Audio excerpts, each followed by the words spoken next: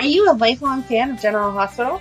Are you a new fan who wants to know more about the history of the show? Do you enjoy talking about the show with others? Do you find yourself yelling at the TV? Is your self-care an hour a day in Port Charles? If so, we invite you to join hosts Amanda Kimmel and Shannon Coach at the place where all the hidden conversations take place and secrets are revealed. Meet us at Pier 54, a General Hospital fan podcast.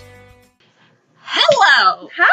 I don't even know what to do. I'm telling you, my cheeks hurt from smiling. Oh, so we just finished speaking with Michael Sutton, who played Stone Cates on General Hospital, and I know I made sure not to say his name because I didn't want to call him Stone. And I know, and we talk about that a little bit, and I think that he knew, like, we weren't, because we kept saying you, but I mean, he knew what we were talking about. Yes. So, I can't. It was just wonderful. He was wonderful to talk to, and I know that we say this every single time. Oh, hey, by the way, welcome to the Port Charles 411. I think I forgot to say that. Yes, you did. Oops. So if you have no idea who we're talking about with Stone Cates, go back to last week's Port Charles 411. We talk about the character, and this week we talk to the actor. So we'll just talk to you after the interview. So enjoy our chat with Michael Sutton. Hi there. Hi, how are you? Good. How are you? I'm well, thank you. Thanks so much. Who's Amanda? I'm Shannon. I'm Amanda. Okay, nice. How are you both? Doing good, yeah. Nice. Thanks so much for agreeing to talk with us. And of course, it's my pleasure. I hope that this works out okay, you know? Yeah. So we have what was that? I said it is what it is these days with Zoom and home feeds, lighting and everything else. So we'll go for it. Exactly. You just got to make the best of it. Of course. So yeah, we have a General Hospital fan podcast, and we do something every Thursday called the Port Charles 411. And we typically dig into either a character or an event, or sometimes we do interviews with cast or past cast. And, we just recapped Robin's diary, and we're sitting there like, it's been 25 years. Oh my goodness. Why isn't anyone doing anything? So we decided to be the ones to do it. Fantastic. That's good. That's great. There was a lot of interaction on Twitter, especially. So it got all the dialogue going again. Yes. And this week we're actually recapping your character. So then we'll release this interview next week. Fantastic. So, yeah. And at least for us, so Amanda started watching before I did, and he was kind of like your first storyline that you really watched. Yep. And I started watching consistently because, school, whenever we got home, I missed it, was when Lily died, which was the year after you. So I had never watched the storyline from beginning to end until last week. And I was a hot mess. She cried during our recap as we were talking about it. That's how involved she was. Wow. Yeah, it was heavy. Did you know when you were cast that you were going to be part of that storyline and pass away? No. So I think originally they were looking to find a character for Antonio Sabato's storyline and Jagger. Mm-hmm. So they brought me on to play his brother because he was getting a lot of publicity at the time. So they were like trying to develop that. I think that was their main goal. And then about 2 weeks after I joined, they brought in Maurice Bernard as Sonny, and then started that whole dynamic of like a fight over the parental and responsibility for Stone and that tug of war. And I think it wasn't until about a year into the character where Wendy Rich wanted to do an AIDS storyline. And as she tells the story, they were doing sort of a discussion with the writers and figuring out what the best vehicle would be to tell that story. And they kind of liked the heterosexual storyline that, Stone and Robin could engage into, with Stone's background being on the street and maybe some intravenous drug use. So it sort of was the right character to do it. And then, when they started to kind of talk about it more, with Kimberly's character growing up on the show and everybody being so like endearing towards her, and it affecting more people than less, I think that they kind of got their answer that it was going to be the Robin and Stone storyline to affect as many people as possible with an impact that, change has to happen. You have to relook at the way you're perceiving this. It's not a niche disease. You can't stereotype it to the gay community. And I think if they would have done it, without those components, it wouldn't have hit home like it did to so many. And I think that was the legacy of that, is that it affected everyone and everyone cared. And so everyone had to relook at the way that they thought about the disease. Yeah. I mean, absolutely. Because we've even talked about how when we were in school and the way that they were educating us, it was a stereotypical, demographic. And they even addressed that, when Stone went to visit Lucky's class and everything. I thought that, how did you prepare for the role? Like, how did you really, or for that storyline? I mean, we'll talk about the other stuff you did too, but, preparing for that storyline, how did you?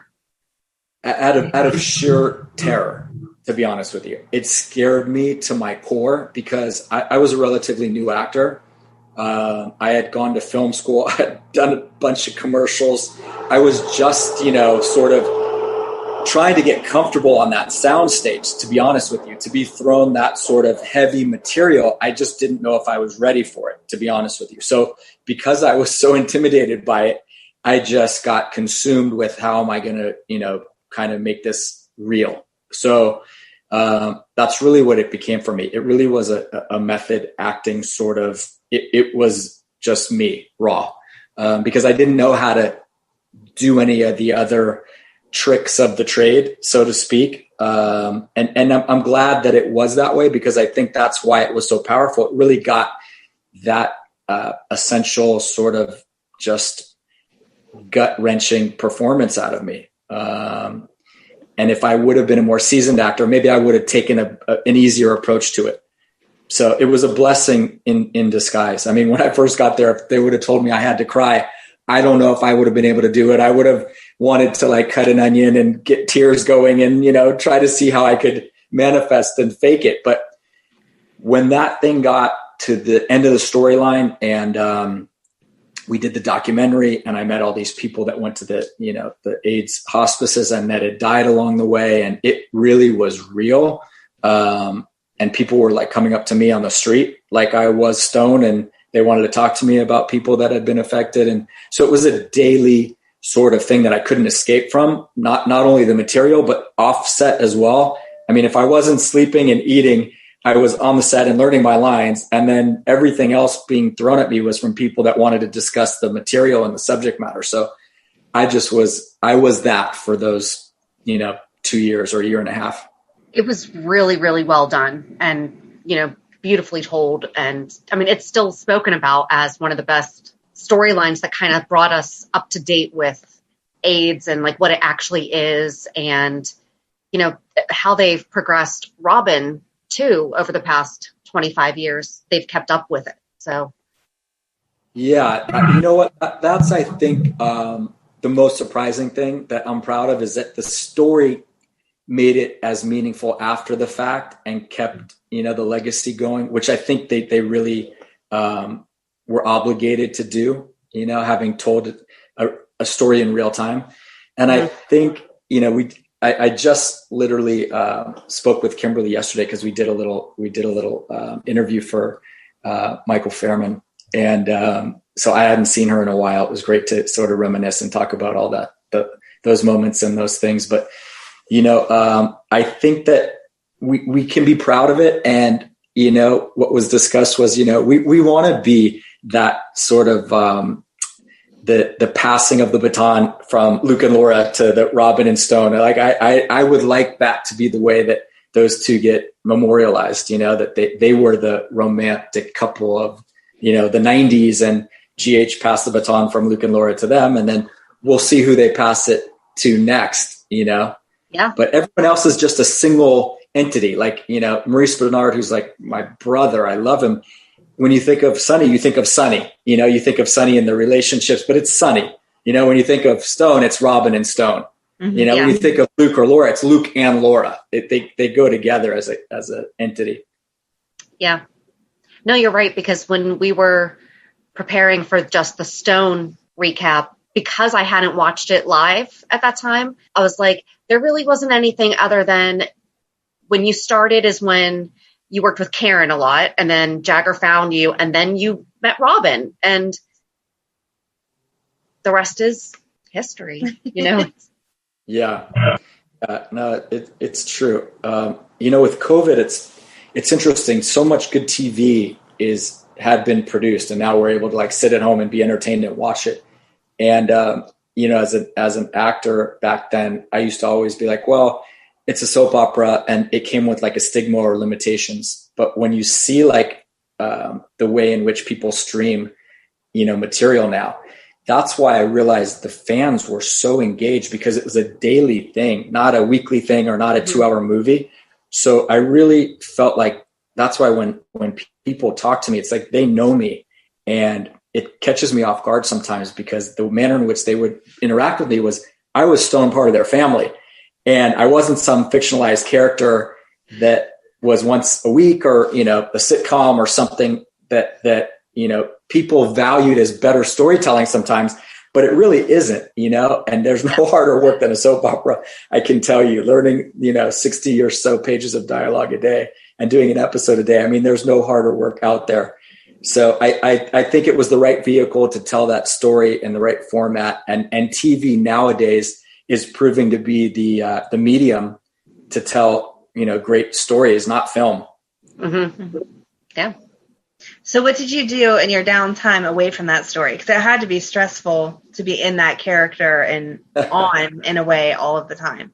Oh my God. It's so true. I was so just depressed from the material and drained and exhausted that finally my dad was a very prominent public relations agent. So he had a lot of actors and production companies and directors, et cetera. But one of the accounts he had was a nightclub.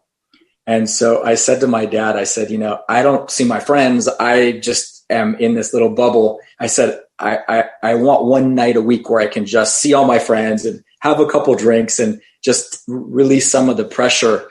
And so I started promoting a nightclub while I was on General Hospital. And so that night of the week, I just made it a point that I would learn my lines as quickly and best I could, but I would get to the nightclub and just call timeout.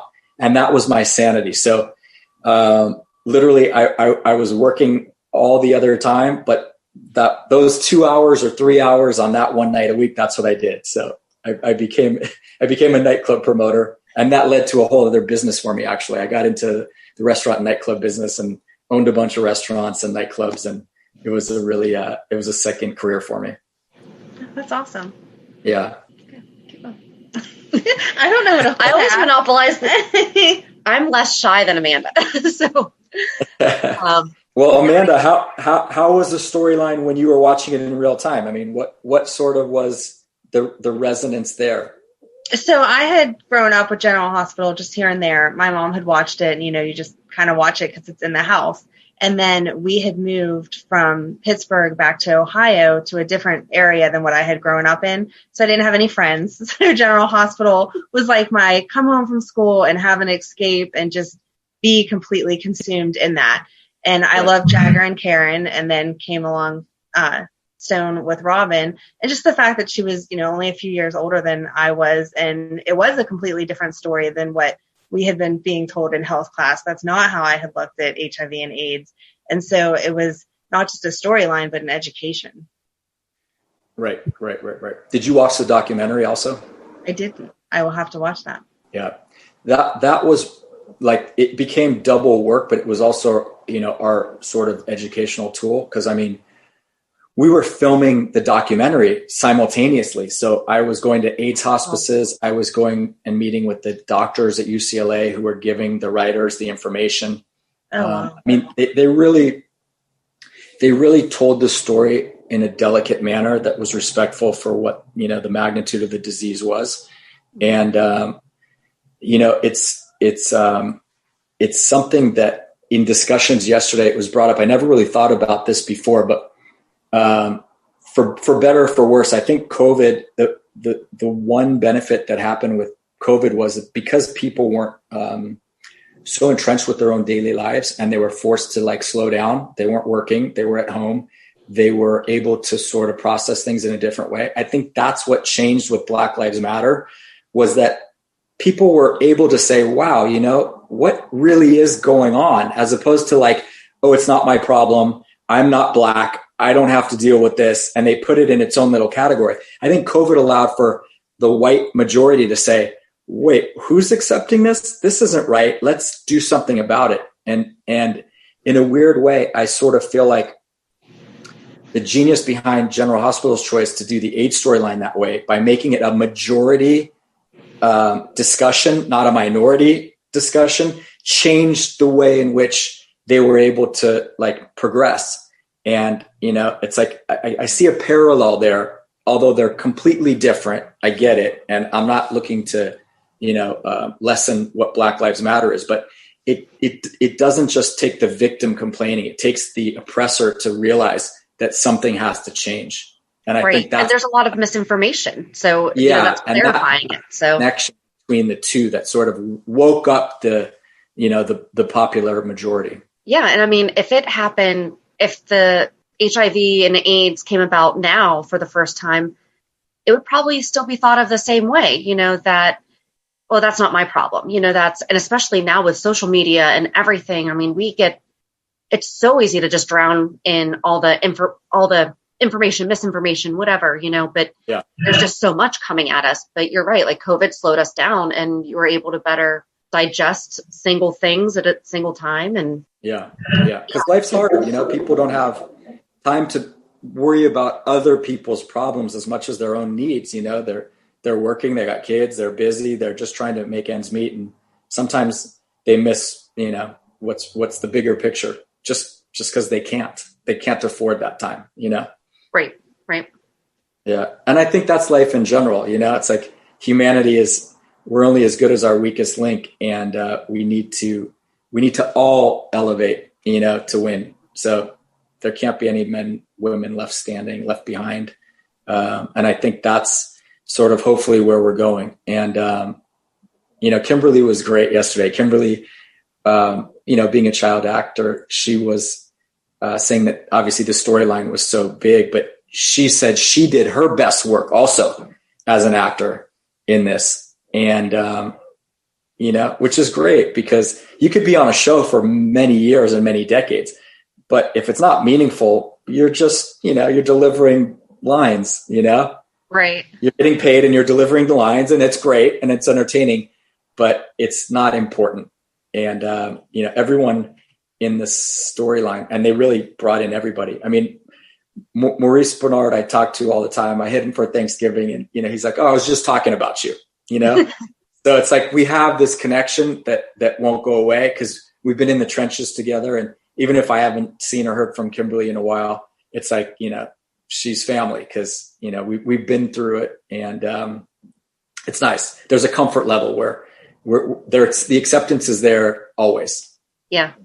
How did the two of you work together through the storyline? You know, because you said like you went and did the nightclub and you couldn't hang out with your friends and everything. Did you stay like in contact outside of work hours, or, you know, did you talk about how you're going to do the story together? So we had this acting coach that was working with Kimberly. His name is John Homa. And John was working with a bunch of great actresses, primarily young actresses. He was working with Kimberly, and because all of our scenes were together, he started coaching me as well. So between doing the documentary, doing our acting classes, and the scenes, we spent so much time together that we really got in sync, and we knew what choices we were making together. We knew the direction of the storyline and how we wanted to portray it. We knew the arc of what was going to happen a few weeks in advance, so we could prepare for it, so that it wasn't one note. We knew it had to build up, and then we knew, you know, there was going to be a lot of different levels, you know, not just the panic of, oh my God, but then the anger and the fear and the sad, and, you know, different levels throughout it, and when to bring that out. So yes, the answer is we did really get in sync, and we were coached very well together. it was like getting our PhD in acting, to be honest with you. Yeah. I think, you two are a perfect example of, why this storyline won't go away. Shannon, you just watched it for the first time, Yeah. and Amanda, you had, this place in your heart for 25 years about it. So it's like, there's new people to turn on and watch it. And we have to remember that the storyline of a soap opera is in perpetuity. It's ongoing. So It's like, I got 3 or 4 calls saying, come back as a ghost. So I'd come on and play the character, again, and they'd figure out a way to work me in the storyline. And I'm hoping that happens again, being that Maurice is still on the show, there leaves opportunity for me to come in and do scenes with him or, figure out a way to be meaningful still. And then who knows, I don't think Kimberly's going back to the show anytime soon, but you never know. And they may bring us both back for some dream sequence or something like that. And the fans want to see it. So when things like that come up, I know I would be willing and able to do it. And I'm sure she would as well. So it's an ongoing thing that we'll stay involved with. And let's hope, because at the beginning of the year, she posted that, and I quietly retired from acting, and we're all like, what? I mean, they can't they're not going to recast Robin Scorpio. No. Like, that's not going to happen. No. But Anna's getting married. She needs to be there. Right. And so maybe that'll be, you're right, for events like that. And I mean, I would imagine Kimberly would, out of respect to the character, figure out how to do it. I don't think she necessarily wants to go back to acting on General Hospital, but those types of things I think are important to just kind of be there for. Right. Especially where we need an exit. I mean, she and her husband went to California, but that was not when Luke left. He left. Luke is not coming back. So is that right? He's not coming back? Yeah. When was that? 2015. Okay. Tony Geary he's gone. So I didn't know that. I hadn't followed that. Interesting. So had you watched the show before? Here, I'll steal your question that you always ask. Had you watched the show before? Yes. So my mom and my grandmother were diehard General Hospital fans. So whenever I was at home, whether I was sick or some day that, I was at home and not at school, I would watch the soap operas with my mom and my grandmother. My grandmother was like a second mom. She was hilarious. She would read all of my fan mail. She would address back all of my fan mail. She would tell me all about it. Then we would pick a day and I'd read all the fan mail with her. It was an amazing bonding experience. I was very close with my mom and my grandmother with the connection with GH. I brought them down to the set. She was so funny meeting everybody. She'd call them by their character name, their screen name. No matter if I said, this is Maurice, she'd say, hi, Sonny. It was great. And I didn't want to interfere with that or correct her I just wanted her to have her moment. So it was great. So that was the extent of which I knew about the show. I didn't really watch it, so to speak. Mm-hmm. But when I did get the casting for it, I started watching the show. So I was like, all right, let me know what's going on. I knew who Jagger was and I knew who Karen was, those characters, because they were in my scene that, I had to do a screen test for with them. So that was that. Then I was thrown into it, to be honest with you, once I got notified. So I had the screen test and then I was told that they were looking at 1,500 people in New York. Wow. So they did the LA portion of the casting, the New York casting, and then they would have a decision. So I knew it would, it was potentially still a long shot. So then after they looked at people in New York, we did a screen test. And then I got notified literally that I started working like 10 days later. And they sent me 6 scripts. And I was like, wow, this is a lot of work, to do a screen test. I was working off the same 6 pages to do, my sessions with the casting directors and with the producers and whatnot.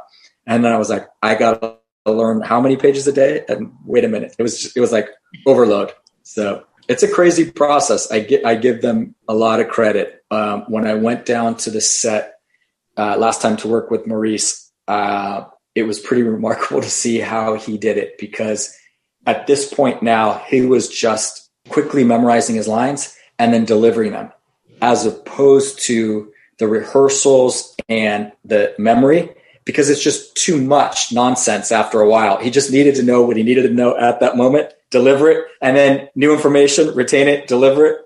And that's how he kind of got through the day, which is remarkable. And he's an amazing actor. To do what he's done and carry that show year after year is just outstanding. He's definitely one of our favorites.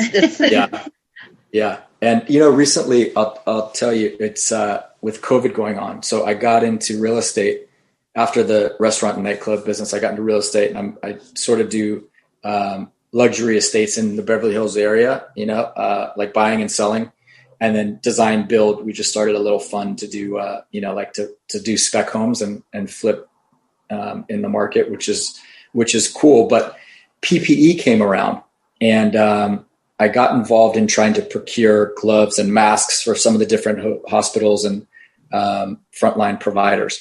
So some of the people that I came in contact with were huge General Hospital fans. Oh, I hit up Maurice and I said, listen, do you mind doing a little video clip and addressing it to this nurse?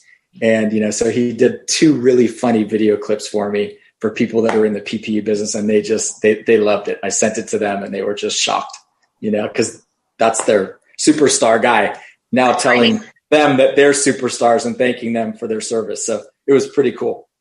And that was really sweet of him to do too. It's yeah.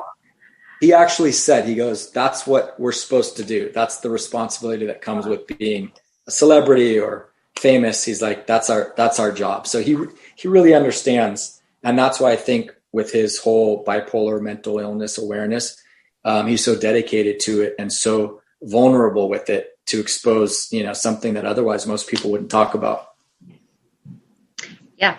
I have a daughter who's autistic, and Amanda has a daughter that's bipolar too. So we definitely really respect him on a whole other, we love him in the mob and everything, but yeah, that part of it too is really, that's amazing. That's amazing. Well, I'm sure that, being, connected to that world, then you really understand what he's doing.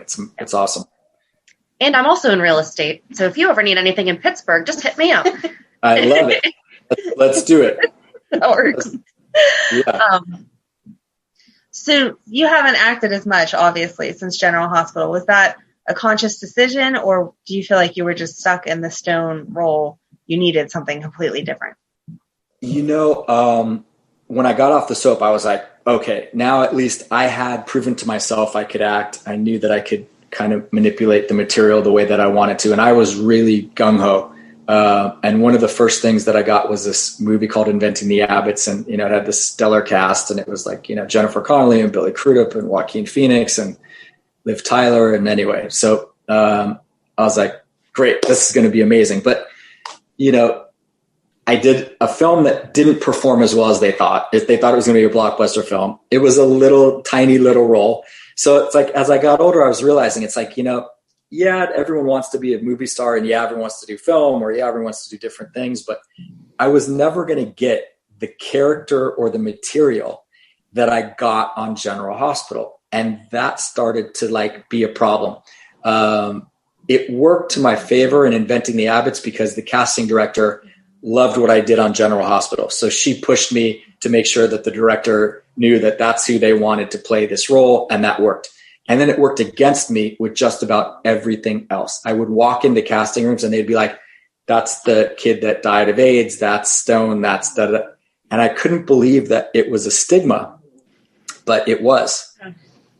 It was. And, I acted a year and a half ago. I did a little part in a pilot for this production down in Florida. So I do little things every now and then, but I don't pursue it. If people call me with something that's cool, as long as I can fit the time in, I got a full separate career and a whole different path that I'm on. But as a craft, I love acting. It's a blessing and a curse. Yeah. So have you ever done any, stage theater, anything like that? I did a play called The Class of 1990 I believe it was called, at the Tiffany Theater in West Hollywood here. That was the only time I did theater. I was, an athlete growing up, so I didn't spend any of the time in the drama department. I was really playing sports, and it wasn't until after I got done with high school that I started modeling and doing commercials, and then got into film school and started acting, and that was the path that was completely different. But I went to high school with Steve Burton, and Steve Burton was in the drama department at the high school. So he was a seasoned actor in my eyes, and I was an athlete. So I had a learning curve to catch up to him. And I'm going to actually speak to Steve tomorrow. He does some podcast that I'm committed to do tomorrow. So I'm not sure what I got myself into. But it'll be fun. It's fun. It's a good podcast. It's a good show. It's with him and Bradford. Right. But I heard they have a comedic routine, and they do live performances, and they have a band. Yep. Right. So they before COVID, they would come to different comedy clubs. So like they would come to our Improv, and they only came to Pittsburgh twice. And it's great. They just, the first time I actually went by myself because Amanda had to babysit, and best excuse ever. Right. And I was like, but I want to go, so I'm going to go by myself. And I had no idea what I was getting myself into. And it was just hysterical. They're so funny. Yes, Jason is with Sam, but it's really about Jason and Spinelli. They're the true love story on the show, is their friendship and everything. So that's funny. Well, and that's one of the things that interested me the most not the most, but I thought was really interesting as I was watching the Stone storyline was he and Jason actually were kind of friends when he was Jason Quartermain.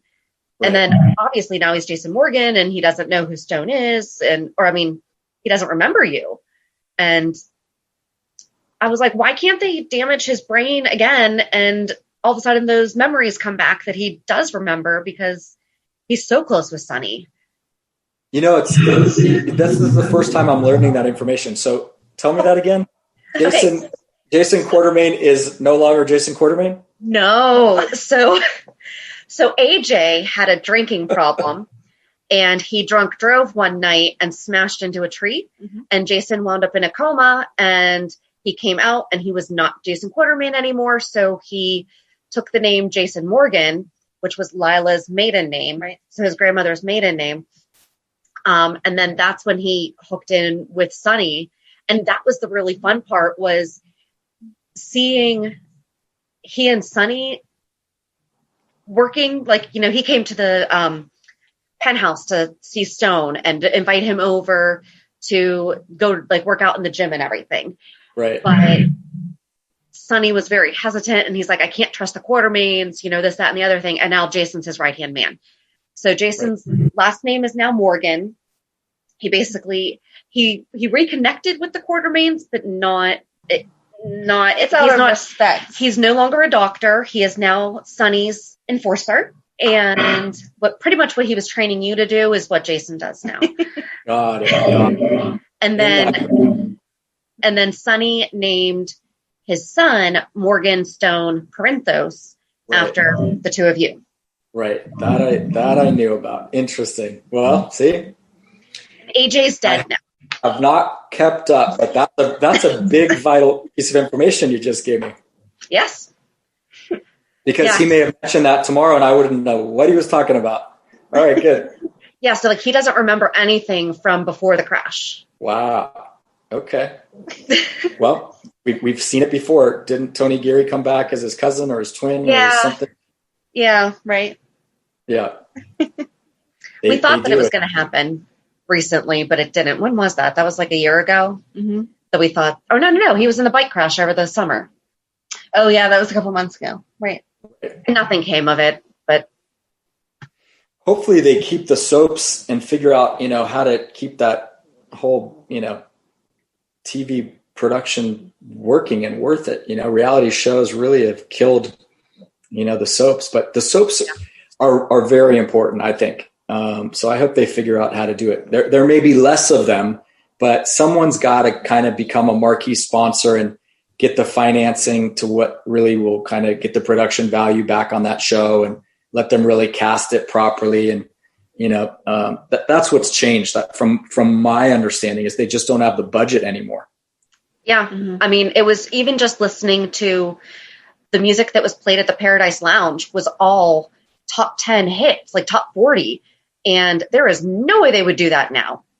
No. There's no way they could pay for the rights to have 5 Prince songs in one episode. Yeah. Yeah. Yeah. It's sad. I hope they figure it out. It's, what's the most popular soap opera these days? I think they all pretty much rotate. I think GH gets up there. Oh, there's only 4. Right. So there's only 4. Wow. Yeah. How many were there back then? I think there was like 8 or 9 or more. I don't know.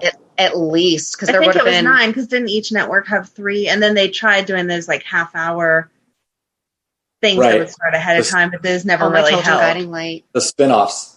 Yeah. Right. Yeah. Yeah. Antonio did that. The spinoff. I think Kimberly did the spinoff too. Yep. Mm-hmm. Night Shift. So we just watched that for the first time over the summer when GH ran out of episodes, but we only watched the first season before they were able to come back. But Jagger has a son named Stone. Jagger does. Yep. Mm-hmm. Interesting. Yeah. Yep. On Night Shift. Yep. So he had a son, but it's not Karen's son. Oh, really? Yeah.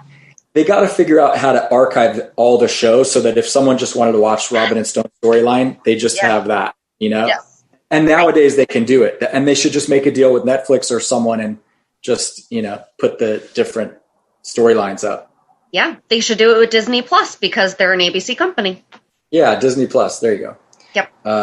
I might have already suggested that to Disney Plus. They have a little section that you can suggest movies and TV shows. I was like, all of General Hospital. Yeah.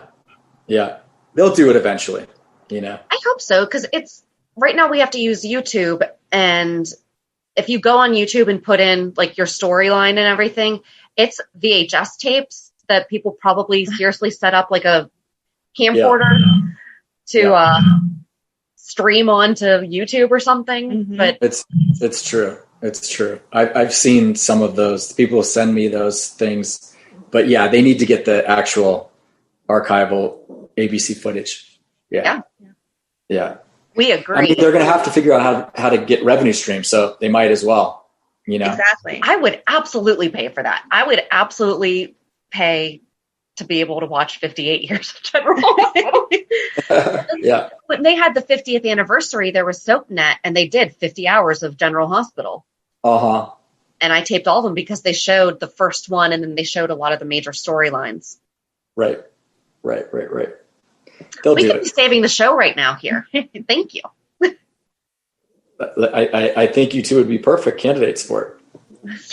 I meant you too. Like this is a right. I'm in. Absolutely. No, it's great. It's humbling. It's I'm blessed to have been part of a storyline that people still care about and that was meaningful. Because having done the work and having put my time there, if it would have just gone away, it would have been fine. But I'm glad to see that it has legs and it's still relevant. And it's nice. And you are still like receiving it very well. Cause I know that sometimes actors can get very, they're never going to see me as more than blah, blah, blah. Or, right. It's wonderful to hear you still talk about it with, the passion and the love of the character and the time that you spent there. Yeah. Thank you. Yeah. I put in too much to not have that forever. Yeah. So what's your favorite memory from being on the set or the show or anything?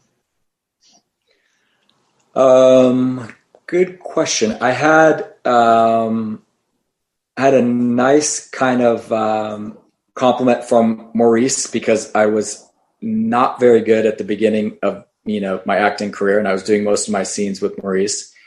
And you two will appreciate this because it sort of goes back to what he's so open about now. But the first day that I had scenes with Sonny and Stone, Maurice just was amazing. He had probably 12 scenes, so much dialogue, and he just ripped through it all and just was brilliant. And I was like, wow, impressed by just the amount of material that he was able to just process, go through. I mean, it's a lot. It's overwhelming at the start, but he had 10 years on me and he was on another soap opera. So he was it wasn't that big of a deal for him, I guess. It's still a lot of work, but he knew the format. And then on like day 2 or day 3, he had like a panic attack.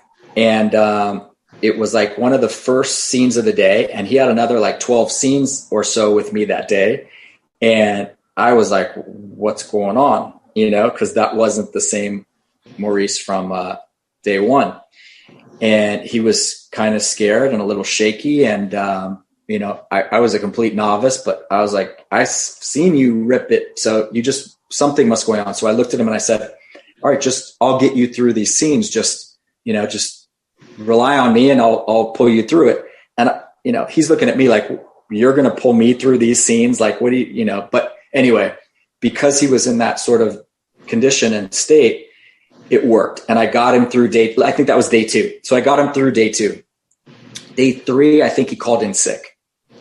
And so that was like on a Friday. And on the next Monday, I showed up and I was hoping that everything was okay. And he confided in me and he says, listen, you're just starting, he goes, obviously you're not a great actor. You're probably not even a good actor, but you've got something. He was being like, he was setting me up for like the compliment, which was, but you got me through, but whatever you have is there. And for getting me through that day, where I was completely overwhelmed, I am going to take you under my wing and I'm going to, make sure that I teach you everything that I know. And he did. He really did take me under his wing and all my scenes were with him. And it started to become fun because the dynamic that we started to have, the chemistry, you could start to see on screen. And he said to me, he goes, I said to him, thank you. I really appreciate that. If you do take me under your wing, I'll work really hard.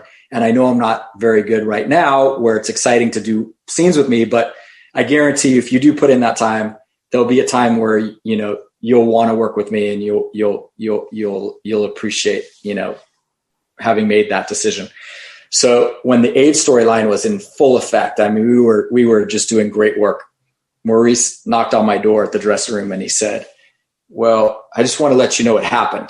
And I said, what happened?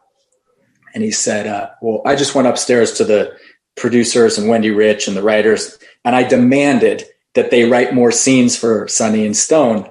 And he goes, you told me that one day it would come full circle and that I would want to do scenes with you. And he reminded me of the story. And at that time, I knew about him being bipolar, and I knew that he took lithium. And I knew that at that time, I guess he didn't take it those day 2 and 3 or something. And he started to like have the effects of it. So I knew that about Maurice for all those years, but he never talked about it publicly. And I never thought anybody else knew. So cut 2 years later, I went to support a film that he did. And when I went to the screening of it, it was about mental health and about this subject matter. And then he started becoming more open about it. And then I think he wrote the book. And then it was like full steam with, all right, I suffer from this. And I was like, wow, that's brilliant, because obviously it's not something that he was talking about 25 years ago. Right. And we read the book last year. I think we got it the day that it came out. And I think there were several times where he wound up like calling in and, not being able to go to work. And yeah, he would say back then, he'd say, don't ask me a question because I can't lie. So if you're not prepared to hear the answer, realize I'm going to hurt you. I'm going to offend you because I'm going to shoot straight. Not that it was right, wrong, or indifferent, but that was his prerogative to say, that's my opinion. So it would be an ongoing joke where he'd say it. He goes, you like, everyone would want advice by someone who's like, we looked up to, and he would say, you sure you want my opinion? And he was blunt, but that's how he dealt with his, bipolar disorder back then, was to just let people know, hey, I'm not going to change for you because it'll throw me off my healing and what I have to do to stay on that straight and narrow. So I don't lie. here's what it is. I hope you can process it, or just, I won't answer, or don't ask me. Right. Well, that was sweet. And I think that's something that Steve talked about too, is that he was really good with, if you were willing to work with him, that he was willing to put the effort into working with you too. So, if you wanted to be receiving from his experience and everything, yeah, he would do it. And it's funny. It's like acting. There's a lot of different techniques and a lot of different sort of strategies. And then there's method acting, and there's all kinds of different sort of legendary, paths to take. And one of the first acting coaches when I got hired, I didn't really work well with, for whatever reason. He was not encouraging enough with me. And so it was just, I always wasn't doing it the right way. And it wasn't nurturing enough for me. And so I didn't progress. And Maurice became sort of the acting coach for me until John Homa came around, when the Robin and Stone storyline hit. So Maurice was like my coach, and the person that was hired to be the coach of all like the younger cast members. I just didn't sort of feel what he was trying to teach me. And when I would get up to the set, the producers would have a different take than what that coach was telling me. So it was counterproductive. And then it was hurting my confidence, because after a while you're like, wow, what do they want from me? And what direction do they want to go with this character? And it was all new. So it was overwhelming in that sense. So with Maurice going through what he was going through, and me trying to find, the confidence and the character, Maurice became like my best friend. So day in and day out, we had lunch together. We were in each other's dressing rooms, in between scenes, and just talking and whatever. And if, any of my family had come down, he would be interacting with my mom or my grandma or whatever. We had this really great rapport. So when I left GH, the thing that I missed the most was the friendship with Maurice. And it's funny, at that time, Maurice didn't have that with anybody else, not with Antonio, not with Steve, not with any, that was our little thing. But when I had left, I noticed that he then had that same rapport with Steve. So he found like that cast mate to like have that friendship with, and that sort of, that was nice to see. Cause I was worried about him. I was worried how he was going to survive there without me. Well, and you guys both started around the same time. So it's like you were the new kids on the block that were, trying to get used to everybody else. So yeah. And we were taking over the storyline. So it's like, right. We were alienated in that sense, because we also weren't friends with everybody on the cast yet. And then we were getting the material, and you know how that goes. It's like, we wanted to prove ourselves, and we didn't want them to hate us. And then luckily it all, got sort of intertwined and interwoven, and there was enough people in that Robin and Stone storyline that everyone felt involved. Yeah. Well, and both of you had really heavy storylines from the get-go. You were just coming in off the street. Sonny was running a strip club, and then, Karen progressed really quickly into the drugs, and she was great too. That was, she really came out of her shell in that storyline, and she found herself in that role. Yeah. Yeah. I still keep up with her every now and then too. She's great. I did a film with Antonio after GH where we played brothers. Oh. Yeah. We shot that in Bulgaria, and it was cool. It's called Hypersonic. It didn't get released in the theaters in the US, just overseas. Oh. Yeah.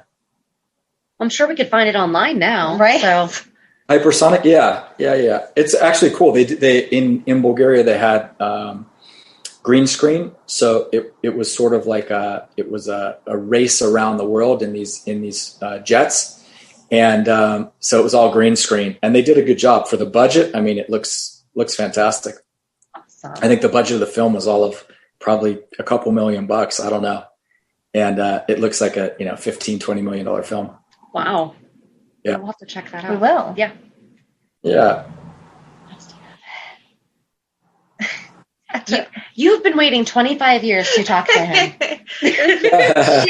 She told me that she was going to surprise me and not tell me that we were interviewing you. And I was like, I'm really glad you didn't do that because I might not be able to talk at all. So I'm glad that I had the preparation. That's awesome. That's awesome, man. I don't know anything else about GH to talk about. What's next for you? What are you working on now? Like, where do you see yourself continuing on? Well, I mean, I love the entertainment industry and I love storytelling. I don't know if that's where I'm spending my time, energy, and effort, to be honest with you. I don't know. Maybe I'll get back to it at some point. It's phenomenal. I think it's something very needed, especially when you realize that we're the escape in people's lives that, allow them to have a few minutes of calm and not think about whatever problems they have or the stress of their daily life. So I think, even the nominal entertaining stuff is important just culturally for people to have that escape. So the value's there. I just don't know if it's my calling anymore. I didn't get into acting because I wanted to be famous. I didn't get into acting for a lot of the reasons that some people do. So I don't have that drive to really need that to validate me. And a lot of times people need that drive to put themselves out there to do it anymore. And I proved to myself that I could act. I accomplished some of the things that I wanted to do. So I'm not as driven with it, to be honest with you, as I was when I was a kid. And I would think that we talked about it a little bit earlier, but I mean, you're a legacy, you had a legacy character, you changed the landscape for a storyline. Really, I don't know what you could have done that would have topped that personally. It's right. Yeah. To be honest with you, I wouldn't have topped it. It would have just been, okay, I'm getting paid to continue to do something and then stay in that. But, at that point, there wasn't enough reason to keep doing it. It potentially only would have watered down and diluted what I did do. Right. Because if I went on to just play some random character that was insignificant, then I don't have the framing of just what I did, so it's in a way, it's almost better. And I mean, think about it. It's 3 years of work, almost, so let's say the beginning of this show, I was on 2 or 3 days a week. And then for the last year and a half, I was on 5 days a week. So I've got a lot of shows that if they put together an ensemble piece and composite, I've got a lot of material that I can say, all right, here's what I did. Yeah. Weird question. When they mention you on the show, do you get like a check for $20 or something? I must, because there's like very little nominal checks that come in as, We've just always wondered that because, you're mentioned at least once a year around the nurses' ball. So yeah, it's enough to buy a cup of coffee. Perfect. Yeah. So we know that you're on social media. Do you want to share with everyone where they can find you? And yeah, sure. I post some stuff on my Instagram, Sutton Michael. And then I have my Twitter, which I use Michael SS Sutton, and it's not my middle initial. And don't ask me why I chose it, but at the time I was like, I didn't have just Michael Sutton, and I thought, well, that sounded like a stadium introduction of my name, Michael Sutton. So I was like, oh, but it's not my middle initial. So anyway, that's what it is. That's funny. Yeah. So that's my Twitter. That's my Twitter. And, otherwise I'm at the agency in Beverly Hills where I do my real estate. And, I have a new company that we launched. That's a fund called Side Equity Ventures. And so we'll be doing some technology stuff. We'll be doing some renewable energy. We'll be doing, some real estate development. And, that's what we're focused on right now. And I had, gotten involved in this company in Africa. So one of the things that was cool is last year I got an award from Paladec for entrepreneurship with giving back and creating business opportunities in Africa. So it's based in Accra, Ghana. I've been to Ghana a bunch of times, and that continent is very exciting because it's where all the natural resources are. It's where, everyone is looking to the future towards, because, of all the things that, we know are precious, from the metals and diamonds and, semiconductors and materials that are needed for all the computer chips and accessories and things like that. So we're very much involved in Ghana, and that's where you find me these days. That's awesome. That's great. Yeah. Thank you both. You only do the luxury real estate though, right? Well, I'm just familiar with this market. So okay. I concentrate on the Beverly Hills Flats and Truesdale and, Sunset Plaza and this sort of niche market, just because I know it. And that's where I can lend my expertise towards. Mm-hmm. Awesome. Yeah. If I ever have anyone looking out there, I'll let them know to use you. Sounds good. I will do the same for Pittsburgh. Thank you. This has been wonderful. Thank you so much. Yeah, thank you. It was really nice. It was my pleasure to meet you both, talk to you, and thank you. Hopefully this won't be the last time we chat, and have fun tomorrow talking to Stephen Bradford. You'll have a good time. Thank you very much. I look forward to it. We'll do it anytime you girls want. All right. Sounds good. Thank you so much.